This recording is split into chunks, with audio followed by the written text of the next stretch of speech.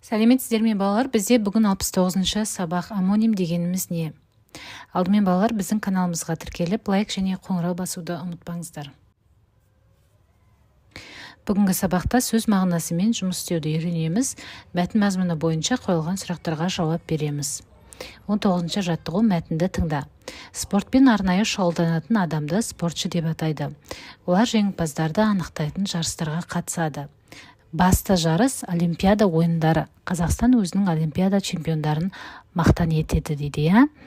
Енді балалар, суреттерге назар аударыңыздар. Суреттегі спортшылар спорттың қай түрінен жеңіске жетті дейді. Және тағы қандай Олимпиада жеңімпаздарын білесің дейді, иә? Қараңыздар балалар, суретте бізде Бекзат Саттарханов, Бақтияр Артаев, олар бокстан әлем чемпионы атанды. Ал Ольга Шишигина, ол жеңіл атлетикадан әлем чемпионы атанды. Енді балалар, қараңыздар, 2020 жылғы жазғы Олимпиада ойындарының жеңімпаздары, біз ол туралы ғаламтор желісіне мәлімет алып жазып қойдық.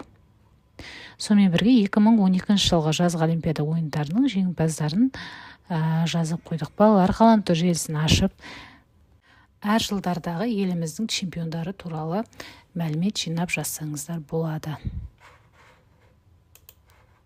Келесі 20-шы жаттығу. Жатқа жазып, қарамен жазылған сөздердің мағынасын түсіндір дейді. Жаттап аламыз балалар. Түріп жең, күресте жең, талып қар, күре қар дейді. Жаттаған жолдарды дәптерімізге әдемілеп жазамыз. Енді олардың мағынасын анықтайық. Қараңыздар балалар, түріп жең деген кезде бұл жердегі жең деген сөздің мағынасы киімнің иықтан қолдың білезігіне дейін жетіп тұратын бөлігін айтады екен. Ал күресте жең дегендегі мағынасы үстем түсу, күші басым болу, олзу дегенді білдіреді. Келесі талып қар, бұл жерде қар деп қолдың білек пен иық аралығын айтады. Күре қар, бұл жерде енді қыста жапалақтап жауатын түсі ақ атмосфералық жауын шашын, кәдімгі қыста жауатын қарды айтып тұр, иә? Келесі 21-ші жаттығу, өлеңді көшіріп жаз дейді. Шақырады шымбұлақ, аппақ-аппақ шың құзы. Қуанбайтын кім бірақ, жарқыраса жұлдызы дейді.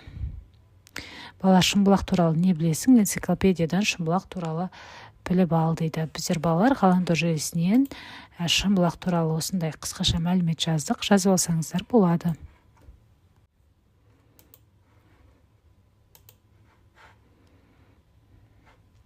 Келесі 22-ші жаттығу. Суреттегі зат атауларын екі мағынада қолданып сөйлем құрап жаз дейді. Бізде бірінші балалар қойдың суреті тұр, оған біз екі түрлі сөйлем құраймыз.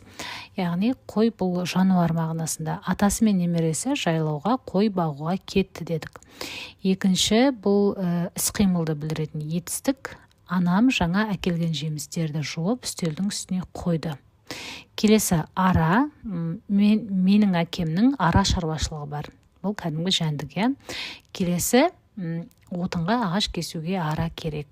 Яғни бұл енді ағаш кесетін құрал ретінде айтып тұрмыз. Келесі мақта, оңтүстікте мақта өндірісі жақсы дамыған.